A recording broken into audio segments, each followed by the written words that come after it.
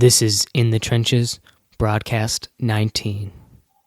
Welcome to In the Trenches, where entrepreneurs, artists, writers, designers, inventors, warriors, and leaders share their stories of doing the hard, creative work that impacts all of our lives.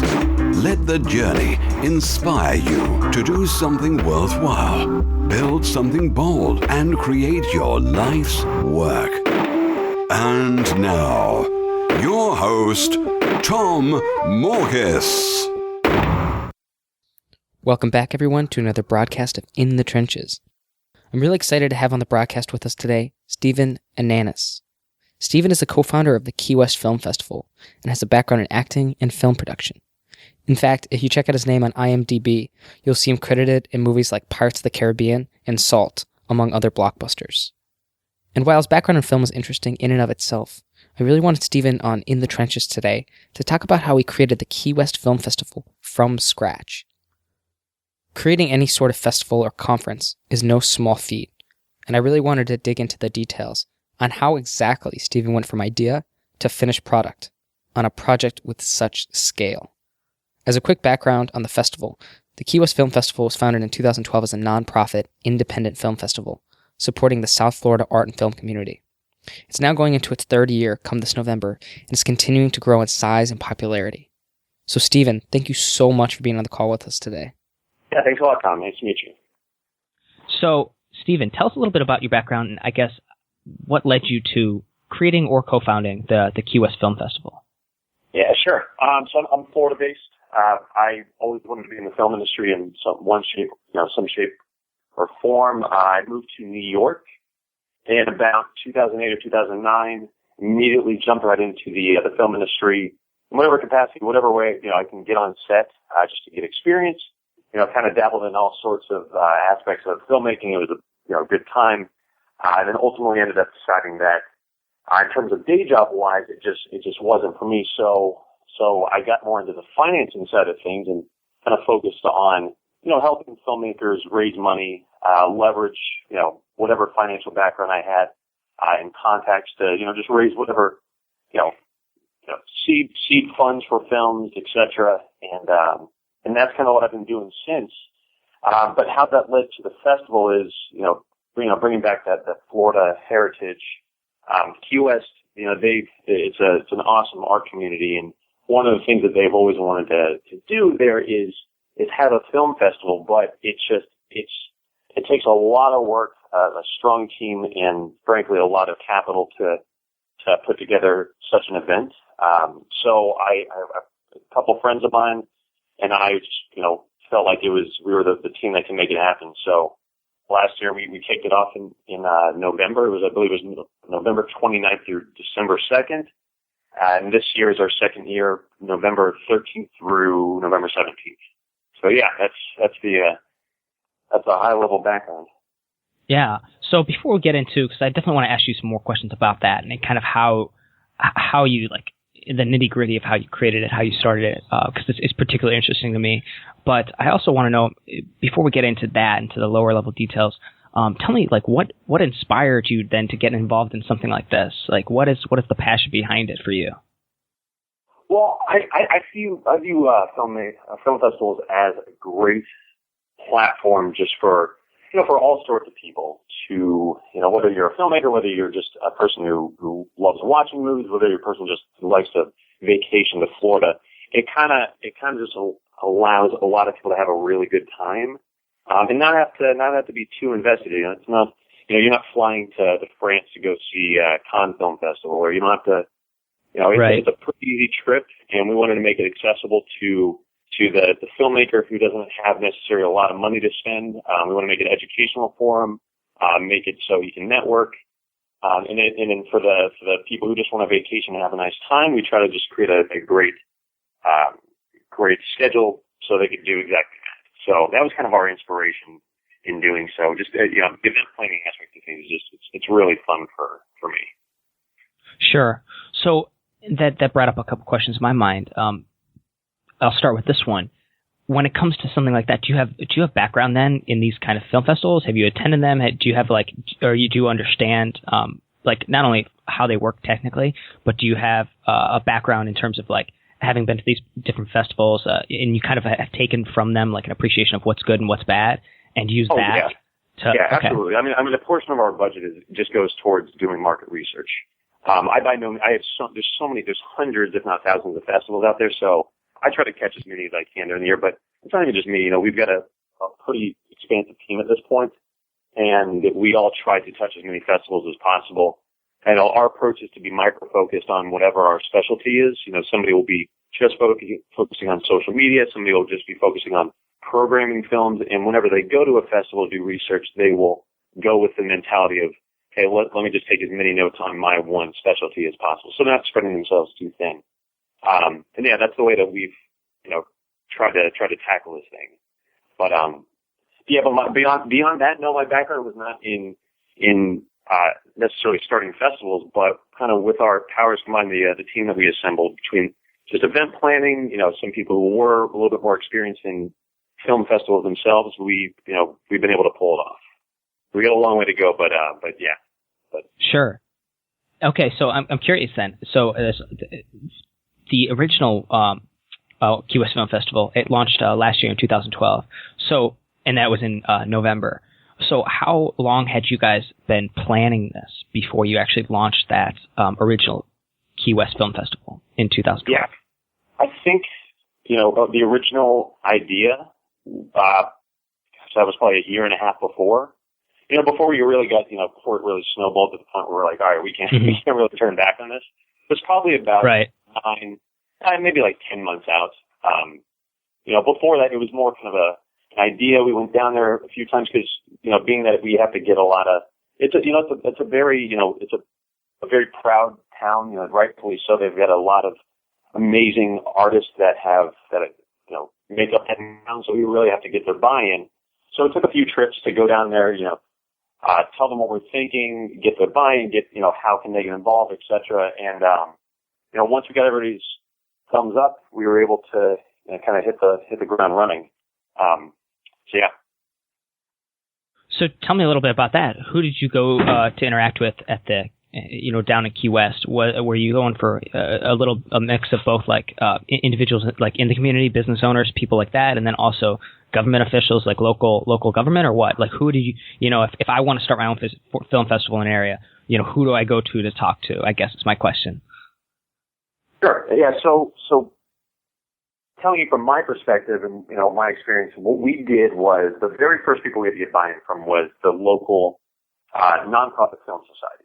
So because what they did is the way the QS kind of functions, it's really amazing what they've done. So, there's only so much actual money and support that the community can give, and what they decided to do with that support is they took that money to renovate what's now the Tropic Cinema, which is essentially in their eyes, it's a year-round film festival. They are constantly programming great stuff,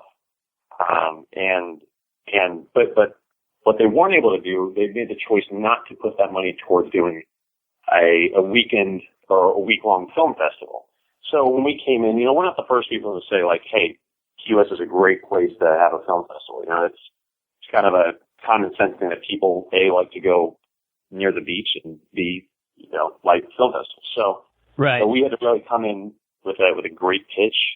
The co-founder, Bert Christian, his father is actually on the board of the Film Society, so that was our entry point into that circle. So when we went in there and pitched, it was just hey guys, listen, this is what we're not walking in there trying to drop a big Walmart into your community. We want to build this together.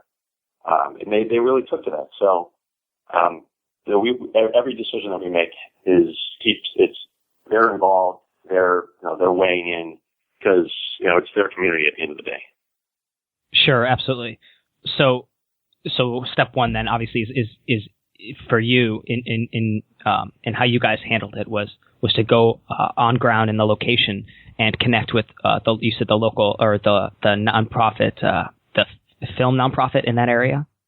Yeah, absolutely. And then of course, you got to get, so the next person that we brought on was our on-the-ground operations person. Her name is Nadine Orr, and she's an amazing event planner.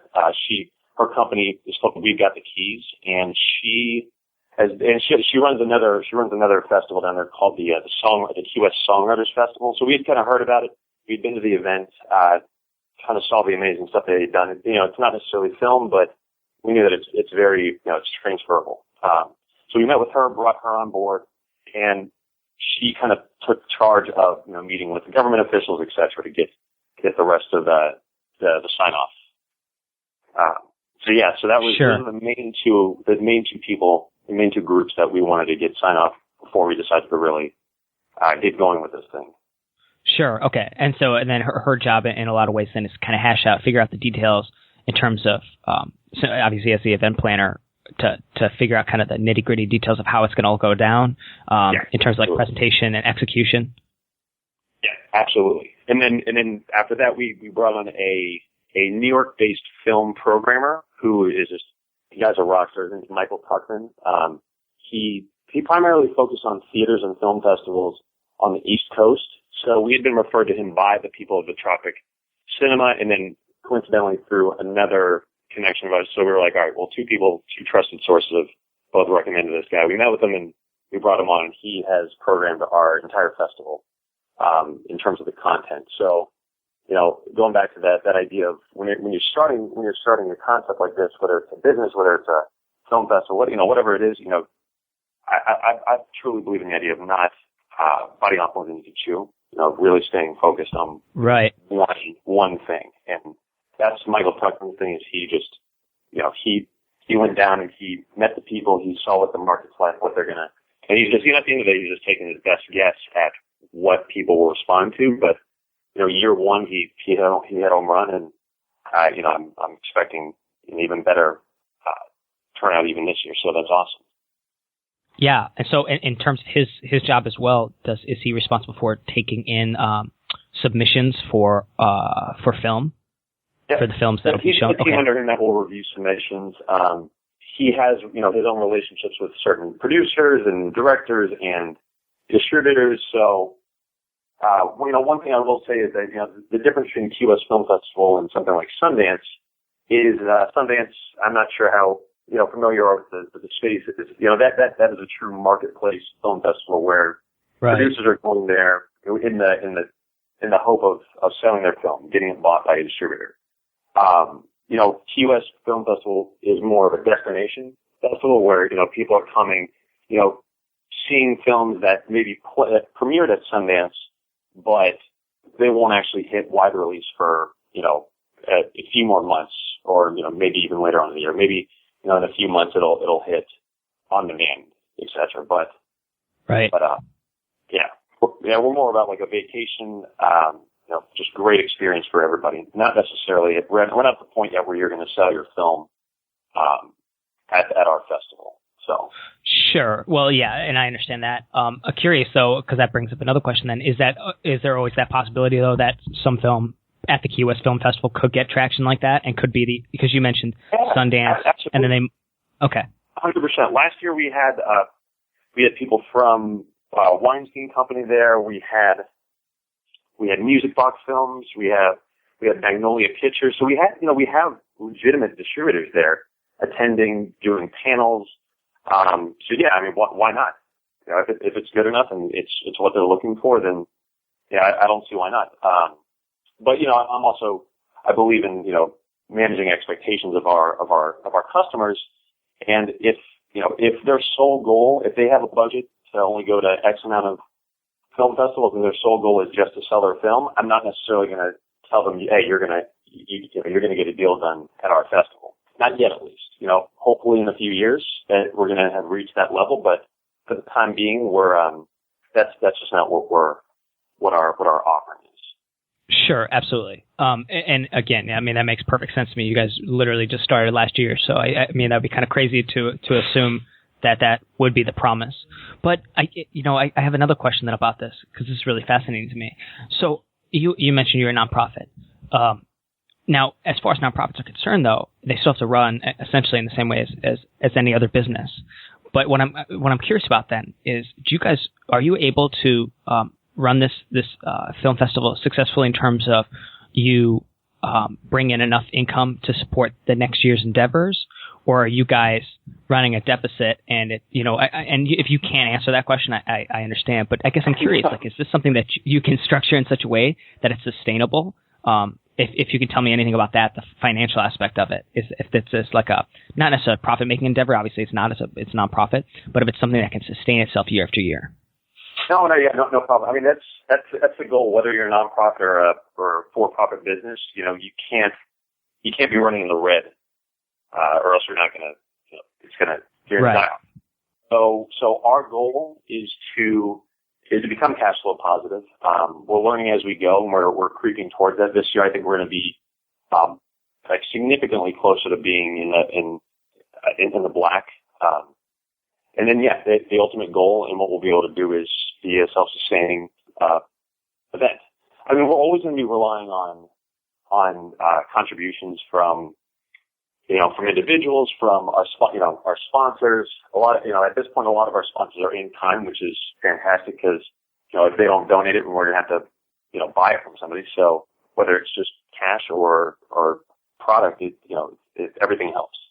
So it's really it's a cool kind of melting pot, endeavor where, a lot of things are going into making it possible.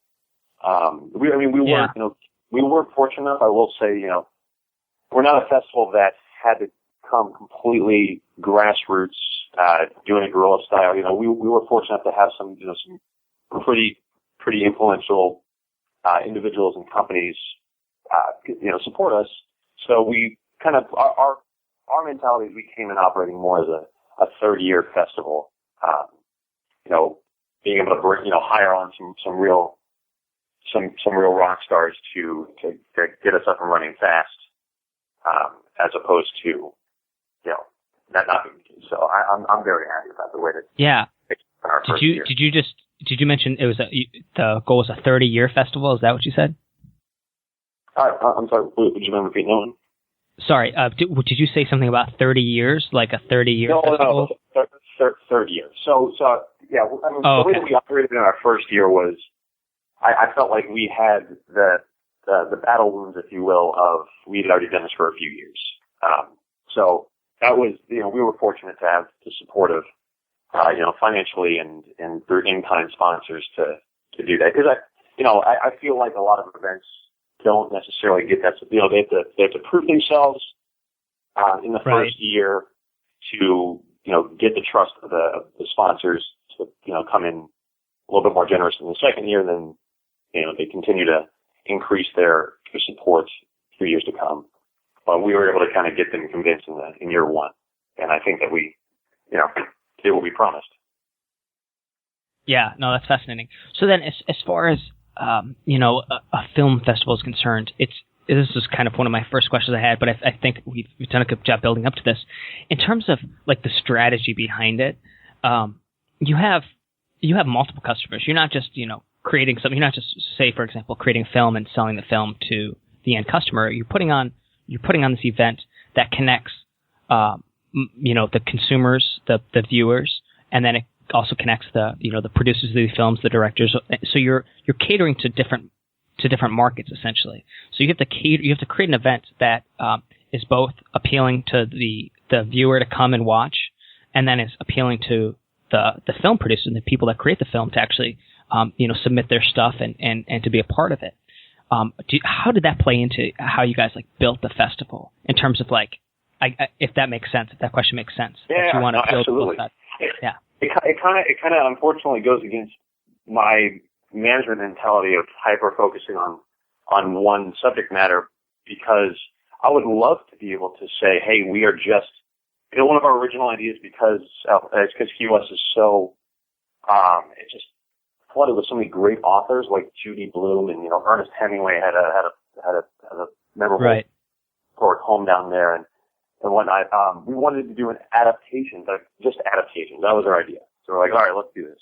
But then then when we hired Michael Tuckman, he's like, well, that's great and all, but what if there are not that many what if there aren't that many adaptations that year? Then what do you do? Then you gotta. So the point is that, because there's so many different types of people down there, you have every single type of person you want to find is going to be in South Florida. So we had to find a way to appeal to them. And we also have to find a way to appeal to just filmmakers. Maybe our local Key West people don't want to necessarily go to an industry panel. So we have to have an event that appeals to them, but then we also have to appeal to the filmmaker by bringing down, distributors. We have to bring down producers, directors, writers, editors, everybody who can kind of just shed their light on their experience and hopefully, educate, filmmakers, to make it worthwhile to come to our event.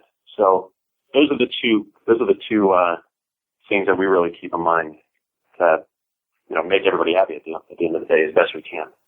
Yeah. Well, and is there any examples of that, like how you went about doing that? Because, conceptually, I understand that. It seems like a really difficult problem set to deal with. How did you figure it out?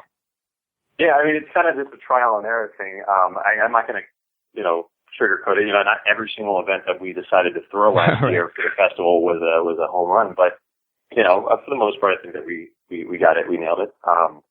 So for just the locals and the people who just wanted to visit South Florida, we did beach screenings, we did, kind of events at more touristy spots. We, did, more just family-friendly events, those types of things. But then for the filmmakers, we did those, we had filmmakers, we had producers, directors, writers do panels. We had distributors come down, again, like Weinstein, Magnolia, those guys, they came down and were talking about how to get your film sold, things like that, things that are valuable to independent filmmakers. We had producers from the founders of Shadow Machine Animation, which is the animation house that produced Robot Chicken. And now they're doing a number of awesome programs with Comedy Central, and I think they're producing Guillermo del Toro's Pinocchio. So those guys came down. They're rock stars. So, young filmmakers, they love hearing those guys, their story, because they did it just like everybody else does. So that theater, when those guys were talking, were filled with filmmakers. The parties that were at, the tourist traps were filled with people who were vacationing to Key West. So, that's kind of the way, that's the way that we really attempted to do it. And so at the end of the day, though, when it comes to, the first year, and I'm guessing this is probably across the board for pretty much any kind of festival, any kind of event that's looking to do an annual production, I'm guessing the first iteration is always a lot of trial and error. And so in your case, a lot of it was just, I guess, based on that market research you guys had done, you put together your list of things that you think will be, successful. And then the ones that weren't, are you going to cut them for the next year, or are you going to figure out a way to, make them better? Or like, what do you do? How do you go from year one to year two to make year two better? Yeah, I think that all the events that we threw, we're not going to cut them. We're just, like you said, we're going to just adjust them, because there aren't that many types of events you can do. There's concerts, there's parties, there's films, there's panels. So all those things we have to have. It's just a matter of who, what, where, when. So those are the adjustments that we've made. Is one of the tough things about throwing an event like the Key West Film Festival in Key West is you're competing for daytime events, daytime screenings, for instance, against the beach. So, we had to find a way to, this year we're incorporating, all right, yes, let's enjoy the great weather that Key West has to offer.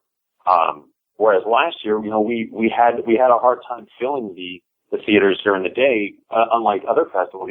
If you're doing a festival in the middle of the mountains, and it's freezing, you might be fine going to see a movie in the middle of the day. But if you have an option of sitting by the pool, drinking a margarita, you might not, want to go see a movie. So, that's one thing that we learned, and are making adjustments accordingly this year. Sure. So the solution for that is to bring the movie theater out to the pool so people can drink margaritas in the pool while they watch, right? Yeah. I mean, basically, not exactly. That's the right idea. Yeah. Cool. I'm sure we'll find more stuff this year, but I think that we've made, enough adjustments where we can grow, enough where we're hitting our financial goals. At the very least. Yeah, absolutely. And then I guess one wrap-up question in terms of that, financials and all that. In the beginning, you mentioned sponsorship came a lot from partnering people to in terms of like specific activities that they could do, like event planner or what have you. In the future, though, is that where your I guess strategy is headed as ways to get sponsorship from outside sources to keep it running, keep it moving and growing? Let me. Would you mind repeating that question? So are you basically asking? Yeah, sorry. You continue to rely on sponsors, or? How you plan to grow your sponsorship? Are you planning to grow your sponsorship or anything like that? And if so, how do you guys plan on doing that? Well, so to preface that, my goal in the long run is not really to rely on sponsors. I mean, yes, they are going to be, we are going to need them for sure. But in the long run, I'm hoping that we could just be, a self-sustaining, cash flow positive event that can just keep itself going for as long as the people involved want to keep doing this event. But for the partners that we do have on, it's going to be about just finding companies that believe in our message, and we also believe in their brand, and then creating a more customized approach. So if we have a certain company that is sponsoring us, we really want to make sure that the events that they're involved in are portraying their brand in the best light.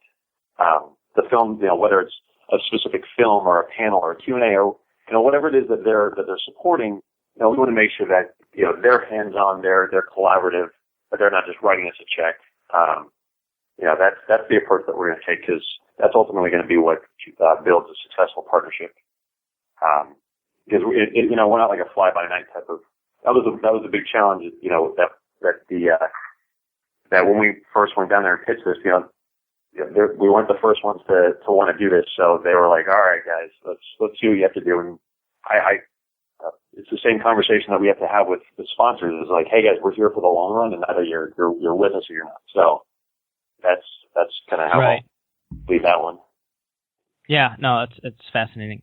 Cool, Stephen. Well, I appreciate it. I know we probably run a little over time, so I appreciate you taking the time to sit down with us and chat. I find this very interesting, this conversation, because there's not many people that are doing really profound things in terms of creating these massive festivals. So it's really cool that you took the time out of your day to sit down with us and share a little bit of your story with our audience. So finally, is there any way people can get in contact with you or reach out to you if they're interested in following you or checking out what you're doing, whether it's Twitter or website or anything like that, where people can find you online? Absolutely, yeah. We have Twitter. We're at QS Film Fest.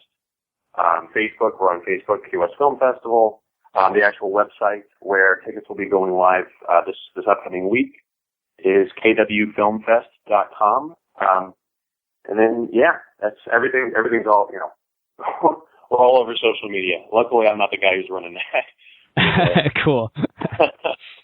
Great. Well, thank you so much, Stephen, for being here. I appreciate it. Thanks a lot, Tom.